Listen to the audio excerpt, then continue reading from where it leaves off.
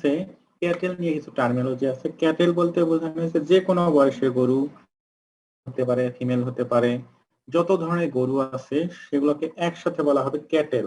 আর দেখো এখানে কিছু বাচ্চা, ক্যাটেলের মধ্যে কিছু দেখা যাচ্ছে বাচ্চা, আবার কোনোটা ফিমেল দুধ দিচ্ছে, আবার নিচে দেখো আর একটা দেখা যাচ্ছে প্রেগনেন্ট, আর নিচে রাইট সাইডে নিচে যেটা দেখা যাচ্ছে এটা আবার মেল এনিমেল। তো এগুলোকে বিভিন্ন নামে অভিহিত করব বা বিভিন্ন নামে আমরা টার্ম করব, সেগুলোকে বলা হচ্ছে টার্মিনোলজি। প্রথমে আমরা যদি একটা টার্ম দেখি সেটা হচ্ছে কাউ আর হেইফার। তোমরা দেখতে পাচ্ছ সম্ভবত কাউ বলতে সেই ফিমেল ক্যাটেলটাকে বোঝানো হয়েছে যেটার একটা অথবা তার চেয়ে বেশি বাচ্চা আছে, অথবা সেটা প্রেগনেন্ট হওয়ার মতো পজিশনে চলে গেছে, অথবা সে ম্যাচিউরিটি স্টেজে চলে গেছে, সেটাকে তখন আমরা বলবো কাউ। আর এইটার বিপরীতে যেটা সেটাকে আমরা হেইফার বলবো। হেইফার হচ্ছে সেটাই যেটার বয়সটা 1 বছরের নিচে হবে, কিন্তু অবশ্যই সেটা ফিমেল ক্যাটেল এবং এটা কোনো বাচ্চা নেই, কোনো কাফ নেই, এবং সে প্রেগনেন্ট স্টেজেও চলে যায়নি, বা তার যে ফিজিক্যালি যে ম্যাচিউরড হওয়া সে ম্যাচিউরড হয়নি। এই দুটো হচ্ছে কাউ আর হেইফারের মধ্যে জাস্ট বেসিক ডিফারেন্স যদি আমরা বলি। আরেকটা বলা হচ্ছে কাফ কাকে বলে। কাফ বলতে বোঝানো হয়েছে ক্যাটেলের বাচ্চাকে। ক্যাটেলের বাচ্চাকে বলা হয় কাফ। সেটা মেলও হতে পারে বা ফিমেলও হতে পারে। যদি সেটা মেল হয় এবং বয়স 1 বছরের নিচে হয় তাহলে সেটাকে আমরা বলবো বুল কাফ। আর সেই কাফটা যদি ফিমেল হয় এবং বয়স 1 বছরের নিচে, তখন সেটাকে বলবো আমরা হেইফার কাফ। হেইফার কাফ। আরেকটা টার্মিনোলজি আছে দেখো, ডগাই। ডগাই বলতে বোঝানো হয়েছে এমন ধরনের কাফকে যে কাফের মা নেই, অথবা তার মা মারা গেছে বা মা। স্যার হ্যাঁ বলো। স্যার গতদিন মনে হয় স্যার এই স্লাইডটা হয়ে গেছিল স্যার আমাদের পড়া। না, এটা কমপ্লিট হয়নি। ও আচ্ছা স্যার, মানে শুরু করছিলেন। ঠিক হ্যাঁ, আছে শুরু স্যার। করেছিলাম। তোমরা শুনতে পাচ্ছ তো ভালোভাবে? জি স্যার। ডগাই বলতে বোঝানো হচ্ছে সেই কাফকে যে কাফের মা নেই, অথবা তাকে মা থেকে সেপারেট করা হয়েছে, অথবা তার সাইজটা নরমালি তার বয়স অনুযায়ী যেরকম সাইজ হওয়ার কথা তার চেয়ে যদি লেস সাইজ হয়, যেটাকে বলা হচ্ছে আন্ডার সাইজ, সেটাকে বলবো আমরা ডগাই। এখানে আরেকটা বিষয় আছে দেখো, বুল কাকে বলে, ইয়ারলিং বুল কাকে বলে, আর বুলক আর স্ট্যাক কাকে বলে। বুল বলতে বোঝানো হয়েছে যেটাকে আনক্যাস্ট্রেটেড বলা হয়েছে, আনক্যাস্ট্রেটেড এবং ব্রিডিং পারপাজে ব্যবহার করা হয়। আনক্যাস্ট্রেটেড এবং ব্রিডিং পারপাজে ব্যবহার করব, অর্থাৎ ম্যাটিং পারপাজে, তখন সেটাকে আমরা বুল বলবো। আর বুলক বা স্ট্যাক কোনটাকে বলবো? বুলক বা স্ট্যাক বলবো সেটাকে যেটা ক্যাস্ট্রেটেড। ক্যাস্ট্রেটেড, কিন্তু এটা ক্যাস্ট্রেশন করা হয়েছে সেক্সুয়াল ম্যাচুরিটির পরে, তখন সেটাকে আমরা বলবো বুলক। আর স্টিয়ার আর বুলকের মধ্যে একটা পার্থক্য আছে। স্টিয়ার এইটাও ক্যাস্ট্রেটেড মেল ক্যাটেল, কিন্তু এটা ক্যাস্ট্রেটেড করা হয়েছে সেক্সুয়াল ম্যাচুরিটির পূর্বে, আর বুলকটা করা হয়েছে সেক্সুয়াল ম্যাচুরিটির পরে। এটা একটু মনে রাখতে হবে যে কোনো মেল এনিমেল যদি সেক্সুয়ালি ম্যাচিউরড হয়, অর্থাৎ সে কোনো ফিমেলকে প্রেগনেন্ট করার মতো অ্যাবিলিটি হয় বা স্পার্ম প্রোডাকশনের ক্ষমতা হয়ে গেছে, তারপরে যদি আমরা ক্যাস্ট্রেশন করে দেই সেটাকে বলবো আমরা বুলক। আর যদি সেক্সুয়াল ম্যাচুরিটি হওয়ার আগেই যদি আমরা ক্যাস্ট্রেটেড করে দেই তখন সেটা বলবো আমরা স্টিয়ার। এই বুঝতে পারতেছো স্টিয়ার আর বুলকের মধ্যে পার্থক্য? জি স্যার। হ্যাঁ, এখন দেখো কাফ সম্পর্কে আরো দুইটা টার্মিনোলজি আছে। কাফ কাকে বলে? সম্ভবত শান্তি।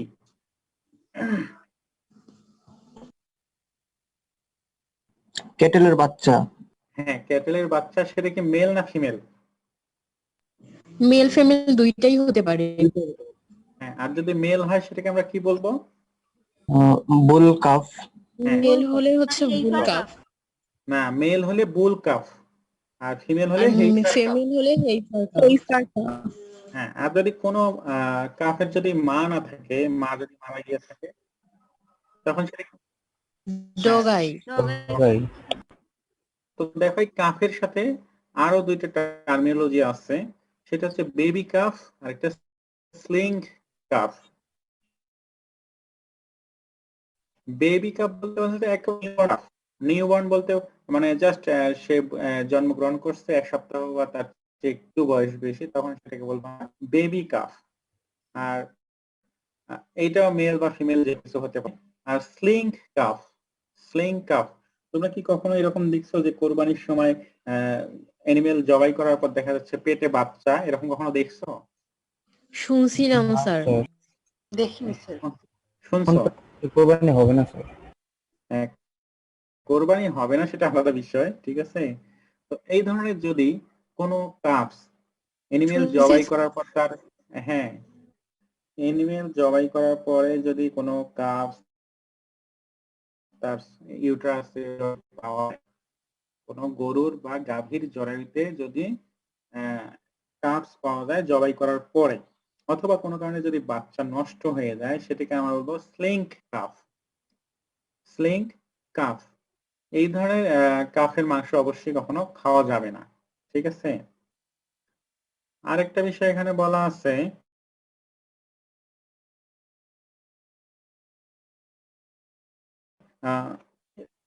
বুলার। বুলার মানে কিছু কিছু গরু থাকতে পারে, তো তাদেরকে যখন আমরা এই তোমাদের মধ্যে সোহাগ, স্যার সোহান স্যার। সরি সোহান, সোহান তো একটা এনিমেল প্রেগনেন্ট কিভাবে হয়? গরুকে যদি আমরা প্রেগনেন্ট করতে চাই কি কি উপায়ে করা যেতে পারে? স্যার সেক্সুয়ালি তো করা যায় স্যার, মানে ব্রিডিং করানোর পর। হ্যাঁ, অন্য কোনো এনিমেল দিয়ে করা যেতে পারে। আর কিভাবে করা যেতে পারে? স্যার ইনজেকশন, এখন স্যার মানে ইনজেকশন দিয়ে করানো হচ্ছে এরকম কিছু। তোমার বাসা কোথায়? দিনাজপুর স্যার। দিনাজপুর দিনাজপুরে কোথায়? স্যার, মানে সদরের মধ্যে স্যার হচ্ছে ঈদগাহ আবাসিক এলাকা। আচ্ছা আচ্ছা, তো গরু ছাগল কি একেবারে বাসায় নেই? না স্যার। আচ্ছা, শোনো, এনিমেলকে প্রেগনেন্ট করা যেতে পারে ন্যাচারালি, আর্টিফিশিয়ালি। ন্যাচারালি অন্য কোনো যদি বুলকে দিয়ে আমরা করাই, অন্য কোনো মেল এনিমেলকে দিয়ে আমরা সেক্সুয়ালি ইন্টারকোর্স করাই, তাহলে প্রেগনেন্ট হতে পারে। অথবা আরেকটা ওয়ে আছে, আমরা বিভিন্ন ভাবে সিমেন বা বীজ কালেকশন করে, দেখবা যে ভেটেরিনারি হসপিটালে যারা আছে তারা সিমেন্ট কালেকশন করে ওই সিমেন্টটা ভিতরে ঢুকায় দেয়, যেটাকে বলা হয় এআই বলা হয়। তোমরা এগুলো জানতে পারবা ধীরে ধীরে, এআই, আর্টিফিশিয়াল ইনসেমিনেশন। তো এই মনে করো কোনো কারণে এনিমেলটাকে তুমি সিমেন দিলা অথবা মেল এনিমেলের সাথে সেক্সুয়ালি ম্যাটিং করে দিলা, করার পরে সে কিছু কিছু এনিমেল দেখা যাবে 1 মাস পর আবার তার কনসিভ নাও হতে পারে, সে আবার হিটে আসতে পারে। অর্থাৎ যে সিমটমস দেখে বোঝা যায় যে এনিমেলটা সিমেন দিতে হবে, এই ধরনের কন্ডিশনটাকে বলা হচ্ছে হিটে আসা বা এনিমেলটা গরম হওয়া। তো কিছু কিছু কাউ আছে যারা প্রায়ই গরম হয়, মানে এরা সহজে প্রেগনেন্ট হয় না। তো সেই ধরনের কাউগুলোকে বলা হচ্ছে বুলার। বুলার, a cow apparently always in estrus, অর্থাৎ কারণ সে এস্ট্রাস মানে হিট কন্ডিশনে থাকে বা সেক্সুয়ালি হাই ডিজায়ার থাকে সব সময়, সেই অ্যানিমেলটাকে বলা হচ্ছে বুলার। আরেকটা terminology free Martin. Free Martin, এইটা আসলে রেয়ার কন্ডিশন। এই ধরনের কন্ডিশন খুবই কম, মানে 1% হতে পারে, পুরো ওয়ার্ল্ডে 1% হবে কিনা সন্দেহ আছে। মাঝে মাঝে এমন হতে পারে যে এই ধরনের পসিবিলিটি আছে যে কোনো কোনো এনিমেলে বা কোনো কোনো গরুতে একসাথে 2টা বাচ্চা হতে পারে। তো 2টা বাচ্চা হয়ে গেলে কিছু কিছু কন্ডিশনে দেখা যাবে যে বুল কাফ যেটা, অর্থাৎ মেল কাফ যেটা, সেটা সেক্সুয়ালি নরমাল হয়ে যাচ্ছে, কিন্তু ফিমেল যে কাফ আছে বা হেইফার কাফ আছে সেটা স্টেরাইল। স্টেরাইল বলতে বোঝানো হচ্ছে সে বাচ্চা প্রোডাকশন করার তার ক্ষমতা থাকবে না, বন্ধা বলতে পারো। কারণ কি, তার যে এক্সটার্নাল জেনিটালিয়া অর্থাৎ এক্সটার্নাল যেগুলো সেক্স অর্গান আছে সেগুলো অ্যাবনর্মাল হবে, স্ট্রাকচারটা ডেভেলপড হবে না, তার যে গঠন প্রণালী যেভাবে হওয়ার কথা সেভাবে হবে না, যার কারণে ফিমেল কাপসটা স্টেরাইল হবে, অর্থাৎ তার সেক্সুয়ালি কোনো ফাংশন থাকবে না। তো এই ক্ষেত্রে ফিমেল কাপটাকে বলা হয় ফ্রি মার্টিন। আবার একটু বোঝার চেষ্টা করো, মাঝে মাঝে 2টা বাছুর অপোজিট সেক্সের একসাথে জন্মগ্রহণ করলে মেল কাফ যেটা সেটা সেক্সুয়ালি নরমাল হতে পারে, অর্থাৎ তার বাচ্চা প্রোডাকশন করার অ্যাবিলিটি থাকবে, সে সেক্সুয়ালি ম্যাচিউরড হবে। কিন্তু ফিমেল কাফটা বেশিরভাগ ক্ষেত্রে স্টেরাইল হয়ে যায় এবং তার এক্সটার্নাল যে জেনিটালিয়া বা এক্সটার্নাল যে সেক্স অর্গান সেগুলো স্ট্রাকচার অ্যাবনর্মাল থাকে। তো এই ক্ষেত্রে ফিমেল যে কাফ সেটাকে বলা হবে ফ্রি মার্টিন। আরেকটা টার্ম আছে, হ্যাঁ বলো। ফিমেল কাপটা যদি নর্মাল হয় তাহলে কি এটা ফ্রি মার্টিন হবে স্যার? বলো, তোমার কথা শোনা যাচ্ছে না। স্যার ফিমেল কাপটা যদি সেক্সুয়ালি নর্মাল হয় তারপরেও কি সেটাকে ফ্রি মার্টিন বলা হবে? না না, তখন তো আর এটা কোনো ফ্রি মার্টিনটা হচ্ছে তোমার প্যাথোলজিক্যাল কন্ডিশন, অর্থাৎ অ্যাবনর্মাল কন্ডিশন। আর নর্মাল কন্ডিশন থাকলে তো কোনো টার্মিনোলজির প্রয়োজন নেই, তখন আমরা নর্মালি বুল কাপ বলবো, হাইপার কাপ বলবো। আচ্ছা স্যার। এটা শুধু কি অপোজিট সেক্সের বাচ্চা হলে হবে? দুইটা যদি ফিমেল কিংবা দুইটা যদি মেল হয় তাহলে কি ফ্রি মার্টিন হওয়ার কোনো চান্স আছে? হ্যাঁ, সেটাকে আমরা ফ্রি মার্টিন বলবো না। শুধু অপোজিট হলে ফ্রি মার্টিন। হ্যাঁ, অপোজিট সেক্সের হবে এবং মেলটা নর্মাল হবে এবং ফিমেলটা অ্যাবনর্মাল হবে, তখন আমরা সেটাকে বলবো স্যার তার মানে কি টুইন কাপস নরমাল, মানে টুইন কি এরকম হয়? হ্যাঁ, টুইন কাপস নর্মাল হতে পারে, এটা তো নর্মাল বিষয়। স্যার এটার কারণটা কি স্যার? হচ্ছে হেইফার কাজটা কেমন স্যার স্টেরাইল হয়? এইটা হচ্ছে কিছু বিষয় আছে, তবে আরো ডিটেইলস পরে জানতে পারো যখন জেনেটিক্স পড়বা, ঠিক আছে। মাঝে মাঝে এমন হতে পারে যে তোমার ফিমেল যে জাইগোট ফর্মেশন হবে, জাইগোট বোঝো কি না? স্পার্ম আর ওভাম মিলে যখন জি স্যার। অ্যানিমেলের মধ্যে যে জাইগোট ফর্মেশন হবে, জাইগোটে যদি যে মাইটোসিস ডিভিশন হওয়ার কথা, মাইটোসিস মিয়োসিস ডিভিশন হওয়ার কথা, এই ডিভিশনের মধ্যে যদি কোনো প্রকার অ্যাবনর্মালিটিস হয়, অর্থাৎ যখন ডিভিশন হওয়ার কথা তখন হলো না, কিছুদিন পরেই হলো, অথবা আরেকটা বিষয় হতে পারে ক্রোমোজোম। তোমরা অবশ্যই ক্রোমোজোম সম্পর্কে জানো। ক্রোমোজোমের স্ট্রাকচারে কিছু অ্যাবনর্মালিটিস শো করে, কিছু অ্যাবনর্মালিটিস, অর্থাৎ ক্রোমোজোমের কোনো পার্ট নষ্ট হয়ে যেতে পারে, অথবা ক্রোমোজোমের কোনো পার্ট যেখানে জোড়া লাগার কথা সেখানে না লেগে অপোজিট প্রান্তে লাগতে পারে, যেগুলোকে বলা হয় ডিপ্লিশন, ডিলিশন, এই ধরনের কিছু টার্ম আছে, তোমরা পরে আরো ডিটেইলস জানতে পারবা। তো সেক্ষেত্রে এই অ্যাবনর্মালিটিসটা শো করে। আরেকটা বিষয় দেখো, বিফ কাকে বলে? বিফ বলতে বোঝানো হচ্ছে ক্যাটেলের মিটকে আমরা বলবি বিফ, কিন্তু সেই ক্যাটেলটা যখন অ্যাডাল্ট কন্ডিশনে থাকবে তখন সেটাকে আমরা বলবো বিফ। আর ভিল বলবো যদি 3 মাসের নিচে, অর্থাৎ ক্যাটেলেরই মিট কিন্তু সেই ক্যাটেলের বয়স 3 মাসের নিচে। এই ধরনের মাংসগুলো আমরা খাওয়ার উপযুক্ত না, কারণ এগুলো হচ্ছে অনেক সফট হয় এবং কোনো প্রকার ফ্যাট থাকে না, ঠিক আছে। তোমরা কি ক্যাটেলের টার্মিনোলজি গুলো বুঝতে পারলা কিনা? এগুলো থেকে শুধু মিডই না, কুইজ বা ফাইনাল, মিড, যে কোনো এক্সামে কোশ্চেন থাকবে।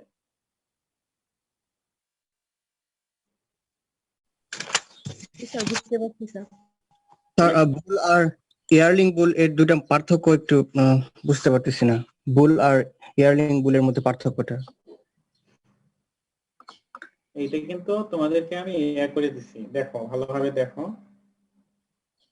তোমাদের ওইটা অ্যাভয়েড করে গেছি, সেটা জানো?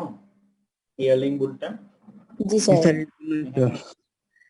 বুল ইয়ারলিং বুল এটা মোটামুটি সিমিলার টার্মিনোলজি, খুব একটা ডিফারেন্স নেই এই দুটার মধ্যে। ওখানে মেল অক্স বলা আছে স্যার, আর ওখানে বলা আছে মেল ক্যাটেল, এটা আর কি। হ্যাঁ, ওইটা মেল অক্স বলতেই তো বোঝা যাচ্ছে যেটা ক্যাস্ট্রেশন করা হয়নি। যদি কোনো মেল এনিমেলটাকে ক্যাস্ট্রেটেড না করা হয় সেটাকে অক্স বলা হয়, ষাঁড় বলা হয় নরমাল ভাষায়। আর ওখানে মেল ক্যাটেল দেওয়া হয়েছে, দুটো একই বিষয়। আচ্ছা, এখানে তোমাদের মোটামুটি যেগুলো বোঝার বিষয়, যে কাউ কাকে বলে, হেইফার কাকে বলে। কাউ এবং হেইফার অপোজিট টার্মিনোলজি। বুল কাপ হেইফার কাপ আলাদা বিষয়, মানে রিলেটেড আর কি এগুলো। তবে বুল বুলক, তারপরে এর সাথে তো stair, sling calf, baby calf, free Martin, এই টার্মিনোলজিটা খুব ইম্পর্টেন্ট। এখানে তোমরা কি জানো তোমাদের পরীক্ষা পদ্ধতি কি? তোমাদের জানা আছে এই বিষয়গুলো? না স্যার। কোনো বিষয় এখনো জানো না? তোমাদের আমার যে সাবজেক্ট, এটা হচ্ছে ট্রু ক্রেডিটের সাবজেক্ট, জানো তো এটা? স্যার বুলের জায়গায় কি ইয়ারলিং বুল ব্যবহার করা যাবে স্যার? হ্যাঁ, করা যাবে, বুল বা ইয়ারলিং বুল। Okay sir. স্যার আপনি বললেন স্লিং ক্রাফটটা স্যার। খাওয়া যায় না, কিন্তু ওটা যদি কোনো ব্যবসায়ী অসাধু উদ্দেশ্যে বাজারে ছেড়ে দেয় আমরা কি ধরনের ক্ষতির সম্মুখীন হব? না, এখানে ক্ষতির চেয়ে বড় বিষয় কি, এটা হচ্ছে তোমার মিট ডেভেলপড হওয়ার জন্য, অর্থাৎ মিট তো হয় মেইনলি প্রোটিন, মিট কিন্তু মেইনলি প্রোটিন, হ্যাঁ, এখানে Yes, sir. মায়োগ্লোবিন থাকবে বা অন্যান্য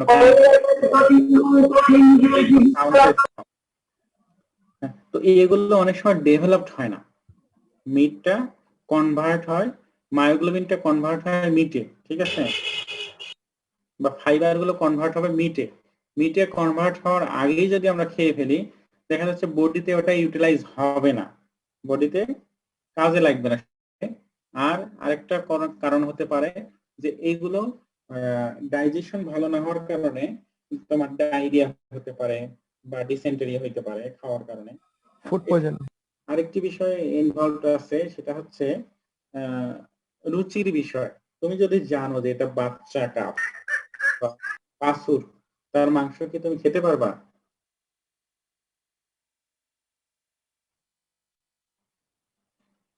না স্যার। হ্যাঁ, এগুলো বিষয় ইনভলভ, এই জন্য আমরা স্লিং কাফ বলো বা কম বয়সী কাফ বলো, এগুলো মিট আমরা খাই না, কারণ ওগুলো এখনো মিট হয়নি, মিট হওয়ার জন্য যে সময় লাগে সেই সময়টা তাদের এখনো হয়নি।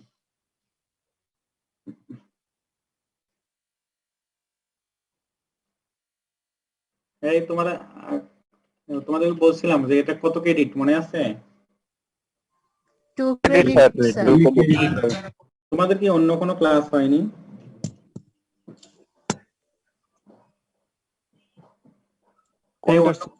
ক্লাস হয়েছে তোমাদের? অন্য কোনো ক্লাস জি, হয়েছে? স্যার। অন্য কোনো কোর্স কন্ডাক্ট হয়েছে তোমাদের? জি স্যার হচ্ছে। ওখানে কি তোমাদের একটু হচ্ছে, স্যার। আলোচনা করছে পরীক্ষা কিভাবে হবে বা কত মার্কসের কিভাবে হবে? না স্যার বলেনি। আচ্ছা, তোমাদের এখানে পরীক্ষা সিস্টেম যেটা সেটা হচ্ছে 1 ক্রেডিট হলে 50 মার্কস আর 2 ক্রেডিট হলে 100 মার্কস, যদি 3 ক্রেডিট হয় তাহলে 150 টোটাল মার্কস। এখন দেখো তোমাদেরকে জাস্ট একটু শর্টে বলি, এই 100 মার্কস এর মধ্যে 10% হবে ক্লাস অ্যাটেন্ডেন্স, অর্থাৎ তোমরা ক্লাসে যে অ্যাটেন্ড করতেছো সেখানে 100 এর মধ্যে 10 মার্ক থাকবে অ্যাটেন্ডেন্সে, অর্থাৎ তুমি যদি সব ক্লাসে অ্যাটেন্ড করো তুমি 10 মার্ক অটোমেটিক্যালি পেয়ে যাবে। বুঝতে পারছো? জি স্যার। জি স্যার। হ্যাঁ, এর সাথে 10% থাকবে কুইজ। 10% মানে কত মার্কস? 100-এর মধ্যে 10। 10 মার্ক হচ্ছে কুইজ থাকবে। এখন কুইজ কয়টা হবে? কুইজ কয়টা হবে এটা বুঝবা কি হবে? কুইজ হবে তোমার ক্রেডিট আওয়ার যত, যত ক্রেডিট টু ক্রেডিটেড 2টা স্যার। হ্যাঁ, ক্রেডিট আওয়ার যত হবে কুইজের সংখ্যাও তত হবে। কারণ কুইজের কোশ্চেন গুলো কি টাইপের থাকতে পারে? 2টা কুইজ হলে একটাতে পাস আর একটাতে পাস। জি স্যার। কুইজের কোশ্চেন গুলো আমার সাবজেক্টের ক্ষেত্রে বলি এরকম থাকতে পারে যে আমি হয়তো বললাম যে কাউ কাফ বা calf, what do you mean by cow and calf, এখানে 1 মার্কস দিয়ে দিলাম। অথবা আমি লিখে দিলাম যে differentiate between livestock and poultry, অথবা আমি একটা লাইন দিয়ে মাঝখানে গ্যাপ দিয়ে দিলাম, বা আমি হচ্ছে এমসিকিউ টাইপ অফ কোশ্চেন করতে পারি। মানে এই ধরনের কোশ্চেন গুলো করা যেতে পারে, ঠিক আছে? এভাবে 2টা কুইজ হবে, 2টা কুইজে 10 মার্ক, তাহলে 10 10 20 চলে গেল। এরপরে তোমাদের থাকবে মিড টার্ম বলা হয় যাকে, বা ক্লাস টেস্ট বলা হয়, ওখানে থাকবে 20%। 20% মানে কত মার্কস? 100তে 20 মার্কস। 100তে 20 মার্কস। ওখানে হয়তো 4টা বা 5টা কোশ্চেন থাকবে, 4টা বা 5টা কোশ্চেনের মধ্যে তোমাকে কোন সাবজেক্টে হয়তো বলা হবে অ্যানসার দ্য ফলোইং কোশ্চেনস, অর্থাৎ নিচের যতগুলো কোশ্চেন আছে সবগুলো অ্যানসার দাও, অথবা বলা থাকতে পারে answer any 4 of the following questions, নিচের 4টার মধ্যে 5টার মধ্যে যে কোনো 4টা অ্যানসার দাও, অথবা আরেক ভাবে থাকতে পারে অ্যানসার এনি 4 ইনক্লুডিং নাম্বার 1। এটা বলতে কি বোঝো? 1 নং সহ যে কোনো 4টি। 1 নাম্বার সহ যে কোনো 4টি কোশ্চেন অ্যানসার দাও। হ্যাঁ, শোনো, এগুলো কিন্তু তোমাদের সিলেবাস বা আমার পড়ানোর বিষয় না, তবু একটু তোমাদের ডিসকাস করি যাতে এক্সামে তোমাদের সুবিধা হয়, ঠিক আছে? তো অনেক সময় তোমরা যে ভুলটা করো, যখন ইনক্লুডিং নাম্বার দেয়া হয় তোমরা ওই কোশ্চেনটা বাদ দিয়ে অন্যগুলোর অ্যানসার করো, তো সেক্ষেত্রে কি মার্কস পাবা তোমরা? পাওয়ার কোনো চান্স আছে? না স্যার। হ্যাঁ, চান্স নেই। এজন্য কোশ্চেন পাওয়ার পর অবশ্যই সেটা ভালোভাবে দেখবা যে কোশ্চেনে কি গাইডলাইন দেয়া আছে। তো হ্যাঁ বলো। অনেক সময় দেখা যাচ্ছে আমরা অনলাইন ক্লাস থেকে নেট প্রবলেমের জন্য বের হয়ে যাচ্ছি বা লাইনটা কেটে যাচ্ছে, আবার জয়েন দিচ্ছি, সেক্ষেত্রে আমরা অ্যাটেন্ডেন্স মার্কটা পাবো? সেগুলো আমরা দেখবো এখন। ফুল স্যার আরেকটি ছিল আপনার হেফারের বয়স হচ্ছে 1 ইয়ার প্লাস না, বা হেফারের বয়সটা 1 বছরের বেশি না, বেশি কিনা? না না 1 বছরের বেশি না। স্যার স্লাইডে লেখা আছে 1 বছরের বেশি, আর হেফার কাফ যেটা আছে ওটার বয়স 1 বছরের কম। ও তুমি হেইফার আর হেইফার কাফের কথা বলতেছো?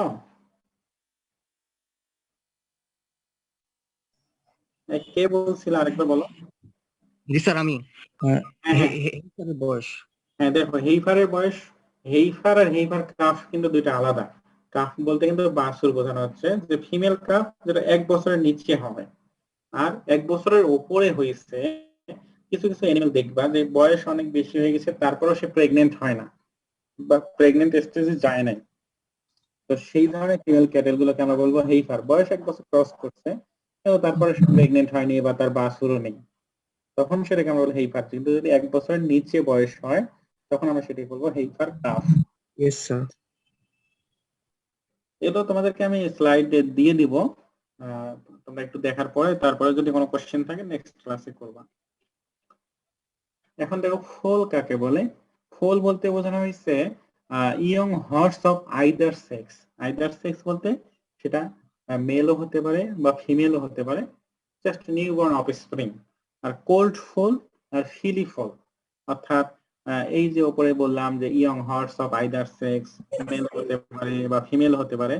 তো এই ইয়ং হর্সটা যদি মেল হয় তখন সেটাকে আমরা বলবো কোল্ড ফোল, আর যদি ফিমেল হয় তাহলে সেটাকে বলবো আমরা ফিলি ফোল। ফিলি ফোল। কিন্তু এগুলোর বয়স অবশ্যই 1 বছরের নিচে হবে। যদি 1 বছরের ওপরে হয়, কোন মেল হর্স যেটার বয়স 1 বছরের ওপরে কিন্তু সে ম্যাচিউর না, তখন সেটাকে বলবো আমরা কোল্ট।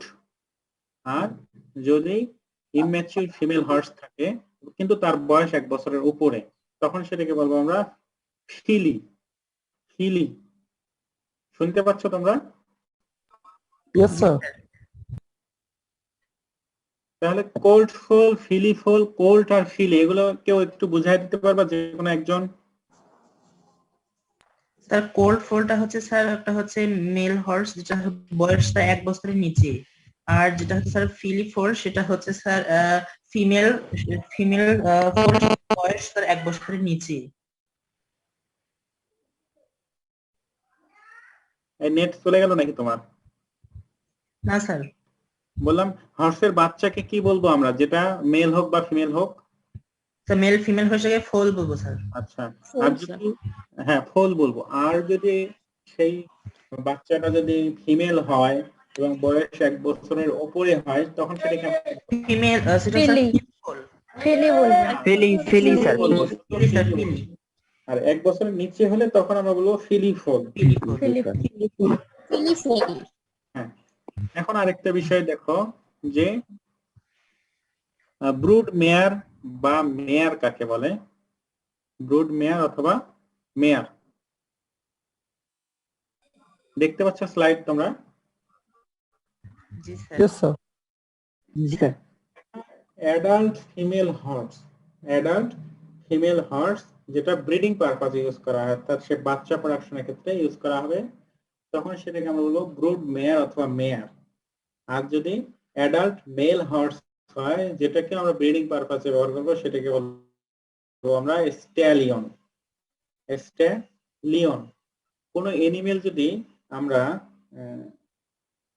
ক্যাস্ট্রেশন করি তাহলে কি সেটা ব্রিডিং পারপাজে ব্যবহার করা যাবে কিনা জানো তোমরা? না যাবে না স্যার। যাবে না। তো একটা ম্যাচিউর মেল হর্স সেটাকে যখন ব্রিডিং পারপাসে ব্যবহার করা হবে তখন সেটাকে বলা হয় স্ট্যালিয়ন। কিন্তু ওই হর্সটাকে যখন ক্যাস্ট্রেশন করে দেওয়া হবে তখন সেটাকে বলা হবে গেল্ডিং। দেখো স্ট্যালিয়নের নিচে আরেকটা টার্ম আছে গেল্ডিং, দেখতে পাইছো কি? জি স্যার। জি স্যার। এরপর দেখো rig or cryptorchid, rig or cryptorchid আর double rig. Rig or cryptorchid বলতে পারো বা ক্রিপ্টরসিট, ডাবল রিগ, দুটোই মেল হর্স বোঝানো হয় এবং দুইটারই বয়স 1 বছর বা তার উপরে, 1 বছর বা তার উপরে। নরমালি জন্মের সময় বা বার্থ, যখন অ্যানিমাল বার্থ হয় তখন তার যে টেস্টিকল, টেস্টিকল চেনো তো? শুক্রাশয়। শুক্রাশয়, শুক্রাশয় কি?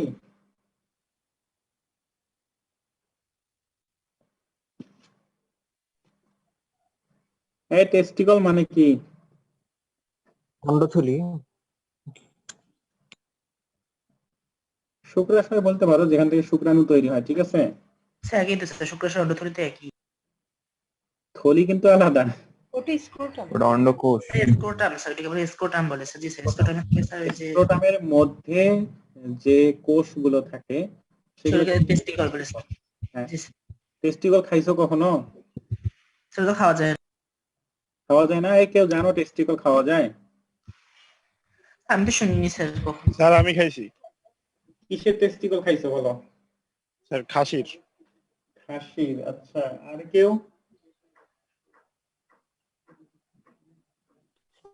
স্যার খাসির তো মনে হয় টেস্টিগুলি থাকে।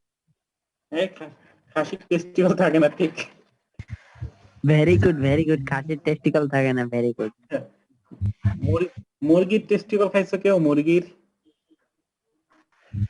না মুরগি স্যার চিনি না স্যার।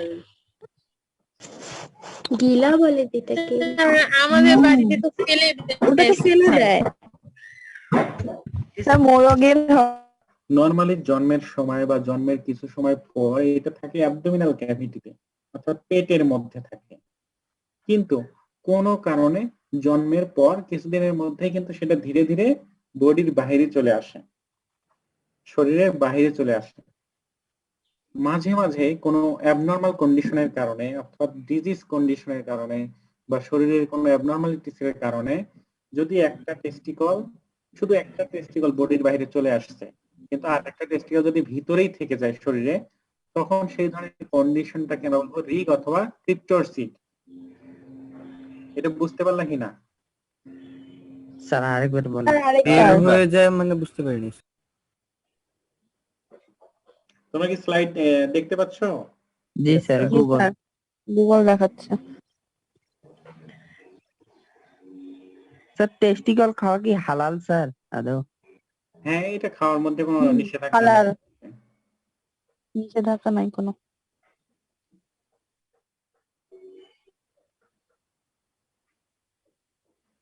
দেখতে পাচ্ছ? জি স্যার।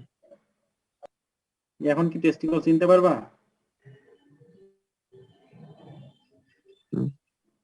এই এটা তো স্যার নরমাল, কিন্তু স্যার বের হয়ে যায় মানে বুঝতে পারিনি। দেখো এই যে দুইটা দেখতে পাচ্ছ, দুই পাশে দুইটা। জি স্যার। হ্যাঁ, এগুলো কিন্তু জন্মের পর পরই কিন্তু এগুলো বডির বাইরে থাকে না। জন্মের পর দেখবে এগুলো খুঁজে পাচ্ছ না, মনে হবে যে এগুলো নাই কেন। তো তখন কোথায় থাকে? তখন পেটের একটা নির্দিষ্ট জায়গা আছে, অ্যাবডোমিনাল ক্যাভিটি বলা হয়, সেই জায়গাটাতে থাকে। কিন্তু এটা হচ্ছে নরমাল কন্ডিশন এবং জন্মের পর কিছুদিনের মধ্যে দুইটাই শরীরের বাইরে চলে আসবে। কিন্তু কোনো কারণে দেখা গেল একটা আসছে আর একটা আসে নাই, তখন সেই কন্ডিশনটাকে বলা হচ্ছে রিগ অথবা ক্রিপ্টরকিট। আবার এমনও হতে পারে যে দুইটাই পেটের মধ্যে থেকে গেছে, সে বাহিরে আসে নাই, তখন সেই কন্ডিশনটাকে বলবো আমরা ডাবল রিগ। Double rig. তাহলে স্যার ওটা দিয়ে কি ব্রিডিং করা যাবে স্যার? ওই ইয়াটা দিয়ে স্যার? ব্রিডিং করা যাবে না, কারণ আমরা তো নরমালি ব্রিডিং করি বাচ্চা প্রোডাকশনের জন্য, আর বাচ্চা প্রোডাকশনের জন্য স্পার্ম লাগবে। আর স্পার্মটা তৈরি হয় কোথা থেকে? টেস্টিকল থেকে। তো টেস্টিকল যদি না থাকে তাহলে তুমি ওটা ব্রিডিং করা কি করবা? দেখো এই জন্য কিন্তু লেখা আছে ডাবল রিগের ক্ষেত্রে, দেখো it should not be used for breeding purpose. এটা ব্রিডিং পারপাসে ব্যবহার করা যাবে না। কিন্তু রিগ বা ক্রিপ্টরকিট যেটা, এটা ব্রিডিং পারপাসে ব্যবহার করা যাবে। ব্রিডিং সাকসেস খুব বেশি নাও হতে পারে, কিন্তু ব্রিডিং পারপাসে ব্যবহার করা যাবে, কারণ তার একটা টেস্টিকল শরীরের বাইরে থাকবে। বুঝতে পারছো? স্যার আমার একটু স্যার সুন্দর করে একটু বুঝাই দিলে ভালো হয় স্যার, উল্টা পাল্টা লাগছে। আমি সুন্দর করে আরেকবার বলতেছি, তোমরা শোনো যে রিগ এবং ডাবল রিগ দুইটাই বলা হয় মেল হর্সকে বা মেল কোন অ্যানিমেলকে যার বয়স 1 বছর বা তার চেয়ে বেশি। কিন্তু রিগ কোনটাকে বলবো, যে নরমালি বডির বাইরে যদি দুইটা টেস্টিকল না থেকে একটা থাকে সেটাকে আমরা বলবো রিগ। আর যদি ডাবল রিগ সেটাকে বলবো যে বডির বাইরে একটা টেস্টিকলও নাই, তার শুধু স্ক্রোটামটা আছে, থলি আছে কিন্তু তার মধ্যে কোনো টেস্টিকল নাই, সেটাকে বলবো আমরা ডাবল রিগ। তো ডাবল রিগ হলে আমরা এটাকে হ্যাঁ বলো। বুঝতে পারছি স্যার। ডাবল রিগ হলে সেটা ব্রিডিং পারপাসে ব্যবহার করা যাবে না, আর রিগ বা ক্রিপ্টরকিট হলে সেটা আমরা ব্রিডিং পারপাসে ব্যবহার করতে পারবো, কিন্তু ব্রিডিং সাকসেস বা সফলতা অতটা বেশি হবে না। আরেকটা পয়েন্ট দেখো এখানে, মিউল অ্যানাদার পয়েন্ট জিনেট আর ফিনিশ। টেস্টিকল দেহের বাইরে আছে না ভিতরে আছে, এটা কিভাবে বুঝবো স্যার? তোমার নাম কি? দেখতে এই তোমার নাম কি? এই কে বললা, বুঝবো কিভাবে? নাম বলো, ভয় পাচ্ছ কেন? স্যার আমি ফাহিম। ফাহিম না? জি স্যার।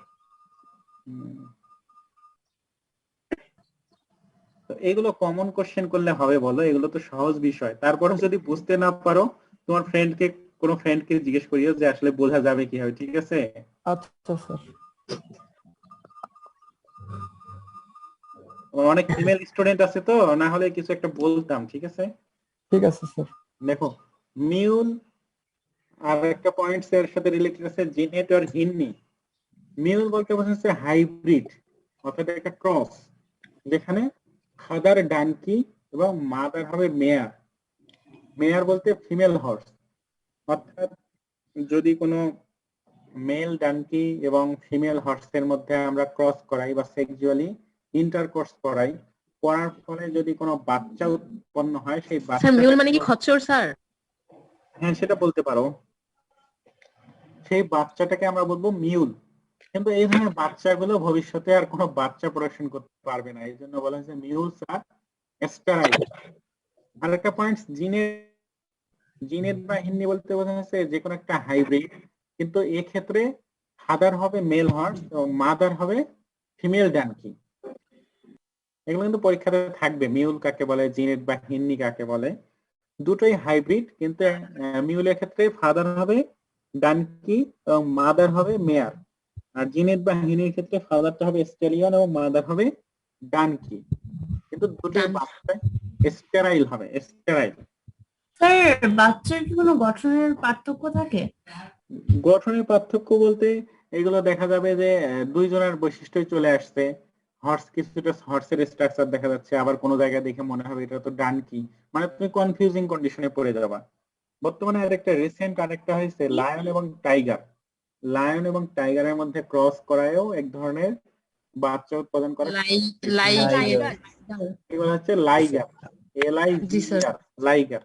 ওগুলো স্টেরাইল হয়, এগুলো জাস্ট এক্সপেরিমেন্টাল পারপাসে, আর কিছু না। আচ্ছা এজড হর্স কোনটাকে বলা হচ্ছে? এজড হর্স যদি কোনো ম্যাচিউর হর্সের বয়স 8 বছরের উপরে হয় তখন সেটাকে বলবো আমরা এজড হর্স, 8 বছরের উপরে হলে। আর লাস্ট পয়েন্ট দেখো পনি। পনি কাকে বলে? প্রথম একবার এই স্লাইডের শুরুতে দেখো পনি নামে একটা পয়েন্ট আছে। পনি বলতে হচ্ছে a mature horse that measures less than 14.2 hands at the withers. Withers কোন পার্টটাকে বলে তোমরা জানো কি? ফোর আর্মের উপরের অংশটা। স্যার এখানে দেখো তো দেখা যায় কিনা উইদার্স? স্যার এটা কি লেজ বোঝানো হইতেছে? তোমাদের বডি পার্টস গুলো কাঁধের অংশটা কোন স্যার? উইদার্স কোনটাকে বলে? উইদার্স স্যার বেলির নিচের অংশটা। এইটার কথা বলতেছো? আচ্ছা তোমাদেরকে ছবিটা আরেকবার দেখে, বেলির নিচের অংশ বলতে কোনটা বোঝাচ্ছে? যে এটা জি স্যার। না, এটা তো ব্রিস্কেট বলা হয়, ব্রিস্কেট এই অংশটা। উইদার্স হচ্ছে এই জায়গাটাকে বলা হয় ফোর আর্মের উপরের অংশ স্যার। চুল স্যার, চুল গুলা নাকি স্যার? না, চুলগুলো না, চুলের নিচে যে ঘাড়ের অংশটা, স্থান না, এই টাইপের। পেছনের নিচ থেকে। চুলের নিচে যে অংশটা এটাকে বলা হয় সামনের পায়ের উপরের অংশ। সামনে পায়ের উপরের অংশ পর্যন্ত। হ্যাঁ, অর্থাৎ পনি কোনটাকে বললাম? পনি বলতে এমন একটা হর্সকে বোঝানো হয়েছে যেটার উচ্চতা বা মেজারমেন্ট যদি আমরা করি সেটা হচ্ছে 14.2 হ্যান্ডস পাওয়া যাবে। হ্যান্ডস বিভিন্ন ধরনের ইউনিট আমরা জানি না, সেন্টিমিটার, ইঞ্চি, ফিট। তো এই ধরনের হর্স মাপার ক্ষেত্রে একটা ইউনিট হচ্ছে হ্যান্ডস। তো এইখানে যদি হ্যান্ডস আমরা- মানে কি স্যার? এখানে আমাদের তো হাত, না? মানে হ্যাঁ, আমাদের হাত হ্যাঁ, দিয়ে ওইটার সাথে 14.2 হবে। না ওইটার সাথে হবে না। দেখো, হ্যান্ড বলতে এখানে কি বোঝানো হয়েছে? এটা একটা এসআই ইউনিট না, কিন্তু এটা স্ট্যান্ডার্ড, ইন্টারন্যাশনাল স্ট্যান্ডার্ড ইউনিট না, এটা নন স্ট্যান্ডার্ড ইউনিট অফ মেজারমেন্ট। এক হ্যান্ডস মানে হচ্ছে 4 ইঞ্চি। 4 ইঞ্চি। তাহলে পনি বলতে 14.2 হ্যান্ডস মানে কত ইঞ্চি? 400 দাম কত হয়? 28.8 ও না 16 56.8। হ্যাঁ, 56.8 ইঞ্চি হবে। অর্থাৎ দেখো, এর যদি এই যে পা থেকে এই পর্যন্ত যদি মেজার করি আমরা, তাহলে এই ধরনের উচ্চতাই হবে, বা তার চেয়ে একটু কমও হতে পারে, কিন্তু বেশি হবে না। তো এই ধরনের হর্স গুলোকে আমরা বলবো পনি। পনি, PONY। এখন কোনো কোশ্চেন থাকলে করতে পারো। টার্মিনোলজি গুলো খুবই ইম্পর্টেন্ট। আরো কিছু টার্মিনোলজি আছে, এটা আমি নেক্সট ক্লাসে নিব, যাতে তোমাদের কোনো ইন্টারমিক্সিং না হয়। বলো। ডঙ্কিটা বুঝিনি একটু। এই ডানকি মানে কি? মানে কি করতে বলতেন? ডানকি মানে জানো না? কেউ জানো না? গাধা স্যার, গাধা। আসো, কেউ ক্লাসে আসো। ডানকি আমি একটা ডান। 14.2 হ্যান্ড স্যার। 14.2 হ্যান্ডস এট দা উইদার্স। পনি বলতে বোঝাচ্ছে একটা ম্যাচিউর হর্স, অর্থাৎ হর্সটা ম্যাচিউর হয়ে গেছে, কিন্তু তার যেভাবে হাইট হওয়ার কথা ছিল, উঁচু হওয়ার কথা ছিল, নরমালি যে পরিমাণ উঁচু হওয়ার কথা সেই পরিমাণ হয়নি। এর উচ্চতা হচ্ছে লেস দ্যান 14.2 হ্যান্ডস এট দা উইদার্স। অর্থাৎ তার উইদার্সে যদি আমরা মেজার করি, আর মেজার করে আমরা দেখবো যার উচ্চতা হয়েছে 14.2 হ্যান্ডস। আর এক হ্যান্ডস মানে 4 ইঞ্চি। দেখো, অন হ্যান্ড মানে 4 ইঞ্চি, তার মানে 14.2 হ্যান্ডস মানে 56.8 এর নিচে যদি উচ্চতা হয়, তখন সেই ধরনের হর্স গুলোকে আমরা বলবো পনি। এর যদি আমরা ফিট, রেগুলার হর্সের 14.2 ইঞ্চ হবে। না, রেগুলার হর্স 14.2 এর বেশি হবে। স্যার, এই যে আমরা যে মেজারমেন্টটা করব, এটা তো হচ্ছে ম্যাচিউরড হর্সের ক্ষেত্রে মেজারমেন্টটা হবে না? হ্যাঁ, বাচ্চা হর্সের ক্ষেত্রে তো এটা হবে না। বাচ্চা হর্স তো এমনিতেই হাইট কম হবেই। ম্যাচিউর এবং অ্যাডাল্ট না স্যার, না, mature মানে বাচ্চা যদি হর্সের স্যার তার স্যার 14.2 এর চেয়ে কম, তখন সেটাকে পনি বলবো নাকি? হ্যাঁ, তখন সেটাকে আমরা পনি বলবো। এটা আসলে বিশেষ কোনো টার্ম না, এটা জাস্ট একটা বোঝানোর জন্য যে একটা হর্স ম্যাচিউর হয়ে গেছে। দূরে থেকে দেখতে মনে হচ্ছে ছোট, আবার কাছে গিয়ে দেখলে সে সেক্সুয়ালি ম্যাচিউর, সে বাচ্চা পর্যন্ত প্রোডাকশন করে ফেলছে, কিন্তু তার হাইটটা কম। তো এই ধরনের হর্স গুলোকে আমরা কি রেসিং পারপাসে ব্যবহার করতে পারবো? No sir. কেন পারবো না? স্যার লিম্ব গুলা ছোট হবে স্যার। হ্যাঁ, পা গুলো ছোট হবে, তার এক পায়ের থেকে আরেক পায়ের ডিস্টেন্স কম হবে, অর্থাৎ যখন সে দৌড় দেবে সেই পাটা বেশি দূরে নিয়ে যেতে পারবে না। তো এই ক্লাসিফিকেশন হর্সের জাস্ট এটা ক্লাসিফিকেশন, বিভিন্ন ধরনের হর্স আছে, রেসিং তাহলে হর্স। পনি কি কাজে ইউজ করা হয়? পনি বাচ্চা প্রোডাকশন করবে সে, বা ম্যাটিং করবে, এতটুকুই। বা তুমি যদি মনে করো যে না, কোনো কিছু বহন করাবা তাকে দিয়ে, সেটুকু করাবা। রাইডিং এর ক্ষেত্রে কি ইউজ করা হয়? না, রাইডিং এগুলো করতে পারবা না, তো বললাম তো, রেসিং হর্স, রাইডিং হর্স এগুলো আরো বড় বড় হর্স, এগুলো 14.2 না, এগুলো হচ্ছে অনেক বেশি হাইট হবে।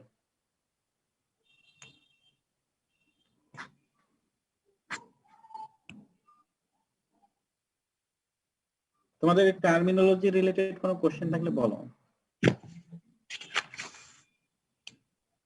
টার্মিনোলজি এর পরে আরো আছে, সেগুলো আছে গোটের সম্পর্কে এবং শিপের সম্পর্কে কিছু টার্মিনোলজি আছে, এগুলো আমি নেক্সট ক্লাসে ডিসকাস করব। তোমাদের প্রতি বছরে যেগুলো পড়ানো হয় তার সাথে দুইটা টার্মিনোলজি নতুন আমি অ্যাড করছি, দুইটা বা তিনটা। সেটা হচ্ছে এখানে দেখো, ডগাই আর এখানে হর্সের ক্ষেত্রে হ্যান্ড আর পনি, হ্যান্ড আর পনি। এই তোমাদের ফরেন স্টুডেন্ট যারা, তারা কি ইয়ে করছে, অ্যাড হয়েছে আজকে? ফরেন স্টুডেন্ট স্যার ফরেন একজনই ক্লাস করে স্যার, ইন্দ্রকান্ত পান্ডে, মনে হয় না আজকে এর হয়েছে। ওর নাম কি? ইন্দ্রকান্ত পান্ডে, পান্ডে। আচ্ছা, ও কোন দেশের? নেপাল স্যার। ওকে ক্লাসে ক্লাসে আজকে আসেনি। আজকে করেনি স্যার।